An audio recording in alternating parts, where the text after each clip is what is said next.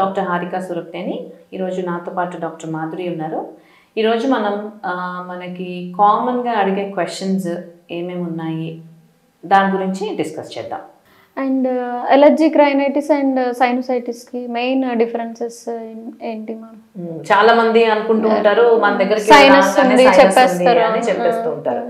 So ఇది actually వాళ్ళ symptoms ఎలా ఉంటాయి అంటే తుమ్ములు రావటం, ఎక్కువ పొద్దున్నే లేవగానే విపరీతమైన తుమ్ములు రావటం, విపరీతంగా ముక్కు నుంచి కర్చీఫ్లు తడిచిపోయేలాగా నీరు రావటం, దీంతో పాటుగా ముక్కులో దురద, చెవుల్లో దురద, కళ్ళల్లో దురద, గొంతులో దురద, ఇవన్నీ ఏంటి అంటే అలర్జిక్ సిమ్టమ్స్. ఇది సైనసైటిస్ సిమ్టమ్స్ కాదు. ఈ అలర్జీ కొన్నాళ్ళు ఇలా ఉన్న తర్వాత ఎప్పుడైతే ఇది మనం జాగ్రత్తలు తీసుకోకుండా మెడిసిన్స్ తీసుకోకుండా ఇలానే కంటిన్యూ అవుతామో అప్పుడు అది సైనసైటిస్ కింద మారే అవకాశం ఉంటుంది.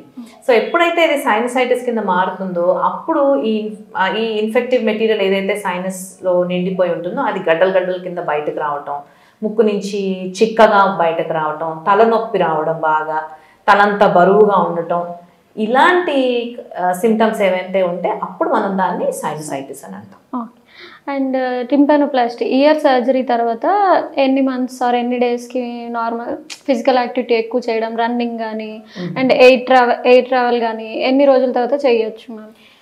యూజువల్లీ మనం సర్జరీ చేసిన తర్వాత అందరికీ చెప్తూనే ఉంటాం 4 to 6 weeks ఇది పడుతుంది, టైం పడుతుంది, లోపల ఉన్న పొర మంచిగా నార్మల్ అయిపోవడానికి. ఇవన్నీ 4 to 6 weeks టైం పడుతుంది. సో 4 to 6 weeks తర్వాత మీరు రొటీన్గా నార్మల్ అన్ని హెవీ వెయిట్ ఎక్సర్సైజెస్ చేయటం కానివ్వండి, ఎయిర్ ట్రావెల్ చేయటం కానీ ఇవన్నీ నార్మల్గా చేయొచ్చు. సో ఈవెన్ నార్మల్గా మనం ఇంట్లో పనులు అయితే సెకండ్ డే థర్డ్ డే నుంచి సర్జరీ అయిన సెకండ్ థర్డ్ డే నుంచి అన్నీ చేసుకోవచ్చు. Normal routine works